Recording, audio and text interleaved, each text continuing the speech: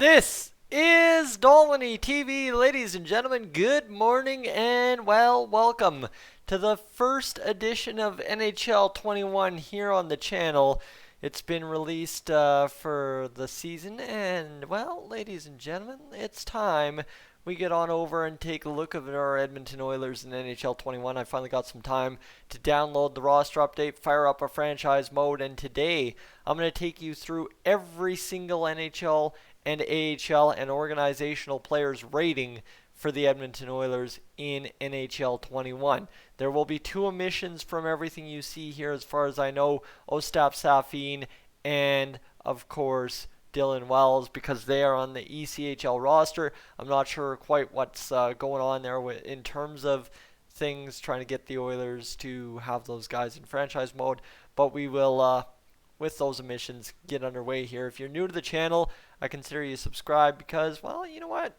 We talk a lot about the Edmonton Oilers, and we'll dabble in some NHL 21 this offseason because we're in that quiet mode here where the NHL offseason's come to a lull. Guys are signing for $700K 1 year, and that's about as exciting as it gets for hockey fans right now.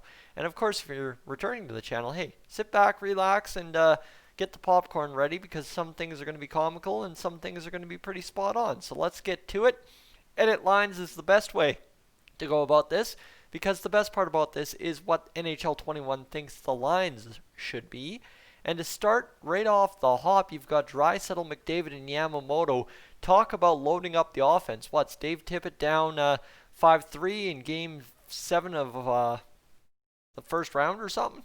That's what this line screams to me. However, what you need to know about this first line is that Leon Draisaitl comes in only 3 overall points behind Connor McDavid at 92 overall. All right, that is just insane that the Edmonton Oilers have two guys north of 92 overall, and Leon Draisaitl for the first time in a long time, or the first time ever, starts the NHL 21 calendar season with medium franchise potential. All right, that is like listed for guys like McKinnon, Crosby, and a guy like Connor McDavid. And here you go, Leon Draisaitl somehow finds himself with a medium franchise potential in NHL 21. That is absolutely fantastic to see a development curve for Oilers fans if you're a fan of the video game series. Connor McDavid, 95 overall, comes in with medium franchise potential. I'm not going to go show you the franchise potential or potential for every guy. I'm going to make and choose spots here along the way. But Connor McDavid,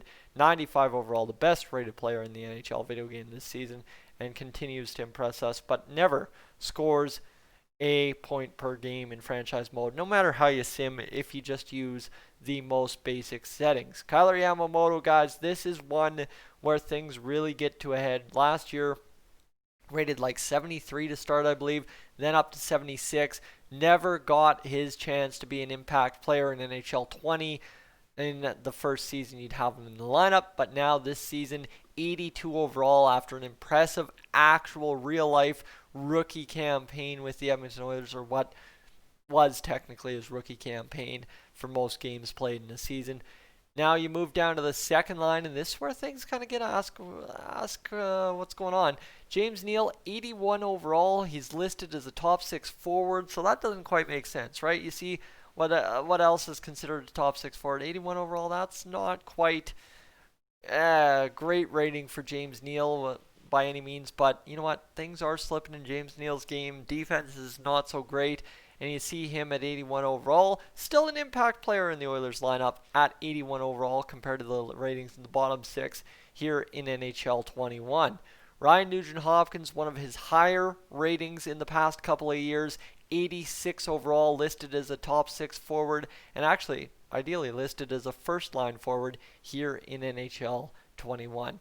New addition to the Oilers roster this season, and the Oilers added some depth in terms of you being able to play franchise mode and in terms of real life, adding a right-hand shot centerman. Kyle Turris at 82 overall. That's a huge get if you're a franchise mode player, hardcore in NHL series, because the Oilers have, for a long time, probably since Ryan Strome, and I don't even think Ryan Strome was rated this high when he was with the Oilers, it gets a chance to be an 82 overall third line center. My goodness, if you're a big hardcore franchise fan, this is huge for you to build a team around a center core that includes McDavid, Draisaitl, Nugent-Hopkins, and an 82 overall Kyle Turris.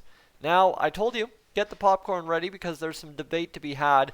Tyler Ennis has 37 points in 1920 and gets a 79 overall rating in EA Sports NHL 21. That, my friends, sucks. That really sucks. But you know what? Tyler Ennis, a guy who's bounced around for the past couple of years. It's not like it's unexpected, but you would have liked to see a guy like him get 81, 82 overall and be an impact player based on overall within a franchise lineup. However, now you're going to see him more as a depth feature piece for the Edmonton Oilers if you choose to pick up NHL 21, kill some time, and play franchise mode in this winter season that we now find ourselves in pretty much across the province of Alberta. Because here we are, I've got about 2 to 3 inches of snow on the ground depending where I look. And I've heard Edmonton's got snow, Cold Lake's got snow, so that's pretty much the province of Alberta right there to me. So, yeah, here we are in southern Alberta, right? Winter time's here. Gaetan Haas. This is the interesting one because you've got Haas and Nygaard both rated at 78 overall. Two guys that came into the lineup last year and really didn't flash much. They're both capable players in their own regards. Haas 78, Nygaard 78, center, left wing. Okay, great dandy. They aren't impact players in the Oilers lineup just based on this lineup configuration. That's why they are where they are. And you'll kind of see what's wrong with franchise mode to begin with because of the bare RFA situation. But these guys find themselves in the lineup for now. You can probably take these guys out and have youngsters in there that we'll get to in the Condors system in a moment. Zach Kassian comes in at 81. This is a pretty fair rating for Zach Kassian, right? The physical side, the ability to play with Connor McDavid, right? The body checking here, if I just move this, I just have to go like this. And see, I've got a fancy little background there. Get to his body checking rating. 91 aggressiveness, 91 fighting skills up there, strength is 92. His shot's very good in this game, so there's a lot to a guy like Zach Kassian to like in NHL 21, even at 81 overall. Alex Chiasson, 80 overall. Again, guys, this is not really a shock to me. A guy that's become pretty much a feature piece on the power play, and that's about all Alex Chiasson's really giving you season to season at this point. Is a feature guy, a right-hand shot that shovels the puck in on the power play and can play 5-on-5 and probably not cost you, but might once in a while.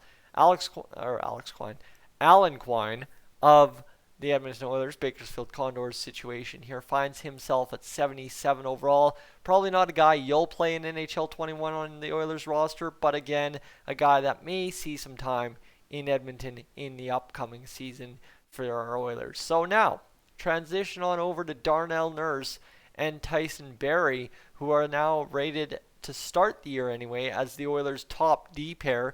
My goodness, if that just doesn't give a lot of folks in the Oilers fan base nightmares. 85 overall for Darnell Nurse, who is the highest rated Oilers defenseman this year, which might come as a shock to a lot of us. Tyson Barrie comes in at 84 overall, tied with Oscar Klefbom for that rating. Klefbom really has not moved at all in the past several years in terms of his rating. 84 is about where he's plateaued out at, and if you have him go up, right, you're lucky at this point at 27 years old. Adam Larsson, 83 overall. He's holding steady, I think, for the second straight year.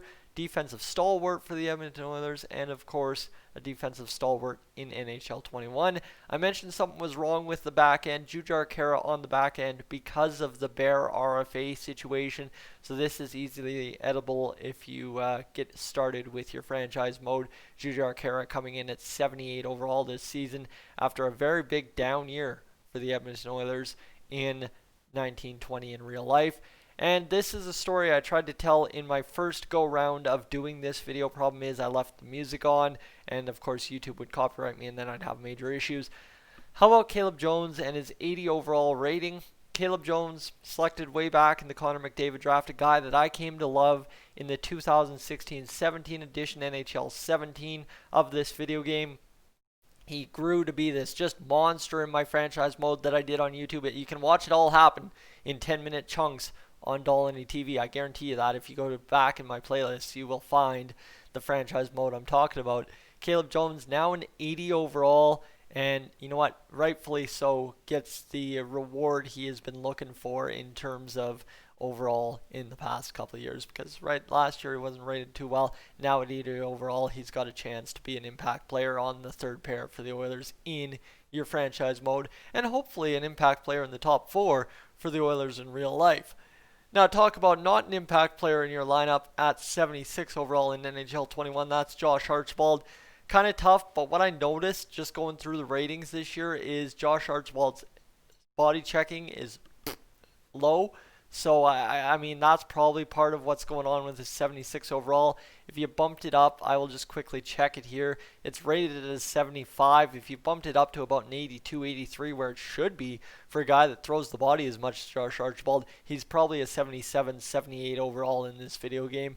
And then, yes, new addition, Jesse Puljujärvi comes in at a 78 overall to start the season in NHL 21. This is huge for Oilers fans because he's still listed as a low elite potential, so he has growth potential in your franchise mode and hopefully gets back to that medium elite potential within real life. So let me go to the goalies section. I forgot that in the first go around, and realistically, guys, this is not the end of the world. You can run this goaltending tandem and actually make the playoffs in NHL 21. Koskinen 83 overall, Mike Smith 82 overall. Not bad ratings. Obviously, there's goalies that are much, much better in franchise mode than these two, but these two will be serviceable for you if you need them to be for a season or two, and they'll be serviceable for the Oilers in real life this upcoming season. So let's get to the AHL. We'll start with the defense and see how it goes. Chris Russell rated at 79 overall. Where the heck's Ethan Bear? We'll get to him in moments time. Evan Bouchard rated at 78 overall. So Evan Bouchard, according if Joakim Nygard and Gaetan Haas are NHL caliber players at 78 overall, same with Jujhar Khaira, Evan Bouchard is a guy, if you're going to play some franchise mode right now, you could probably step him into your lineup and see him have success. Keegan Lowe, former Oilers contracted player, now I don't know what he's up to. I think he's with Bakersfield still. I'm not 100% sure. Rated at 74 overall. William Lagesson at 76 overall. Of course, that is our seventh defenseman probably moving into the upcoming season. So William Lagesson, a guy that if you're going to play some franchise mode, have some fun, medium top 6 defenseman potential, can probably get him up to an 80 overall and see him have some fun for you at the NHL level. Dmitry Samorukov, 72 overall, listed top 6D potential as well.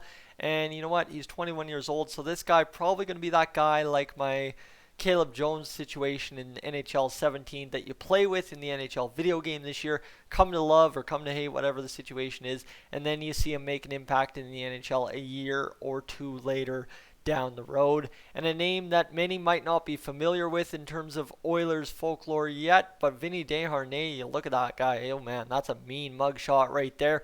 That being, he's 6'6". He came into camp at the rookie camp, and I think he got no scrap and did fairly well, or did he get jumped? I can't remember. That's 13 months ago, folks. But yeah, you know what? It's interesting to see him only rated 1 overall less than Dmitry Samorukov at 71 overall this season, entering NHL 21. Now, I mentioned you can probably not have a guy like Gaetan Haas or a guy like Joakim Nygard in your lineup because in the AHL to start the year in 21, Tyler Benson and Cooper Marody are both listed as 78 overalls. You've got Patrick Russell at 75 overalls, so the lowest rated Oilers rostered player from last season.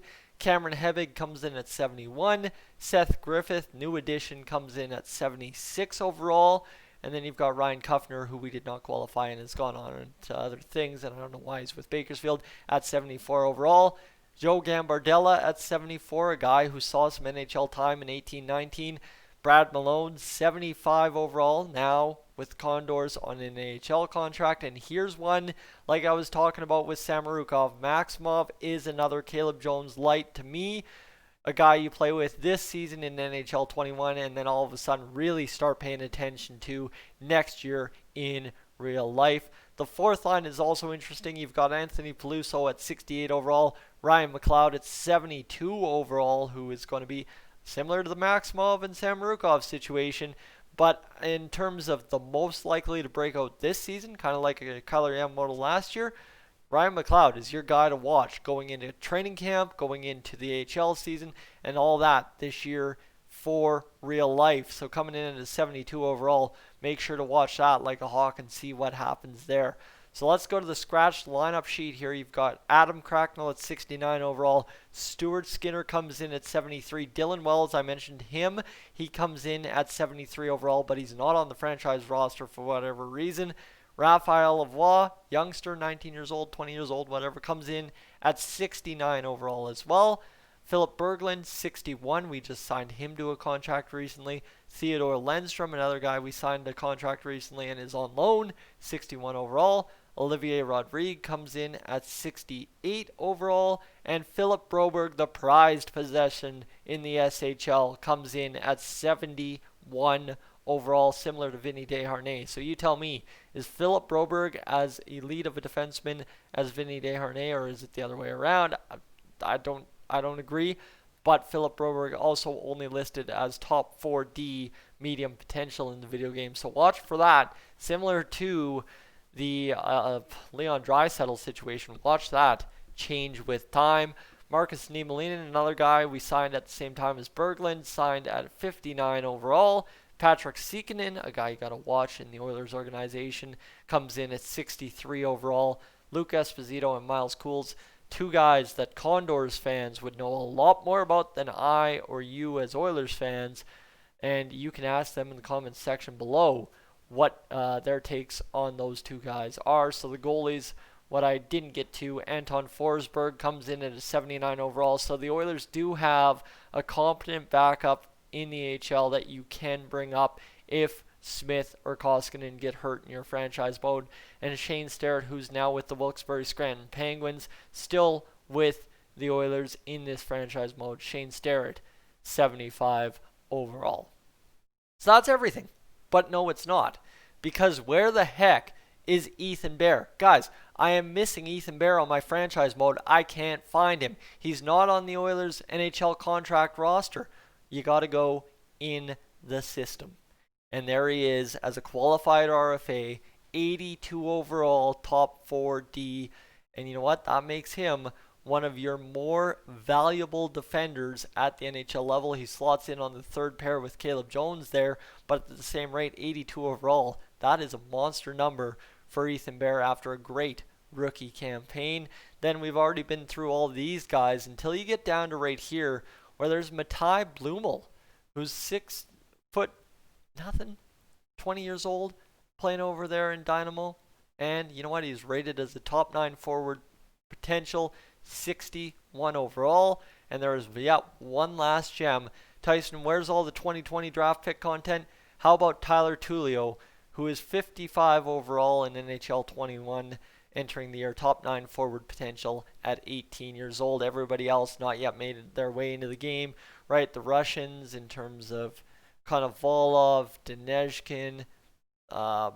There's the other guy we just drafted. Benezhkin, is it? I always blank. I get it wrong because of Denezhkin, who we drafted last year. And then, of course, right, there's the other guys we drafted. Linda Wall, for example, this year, who haven't made it into the game yet.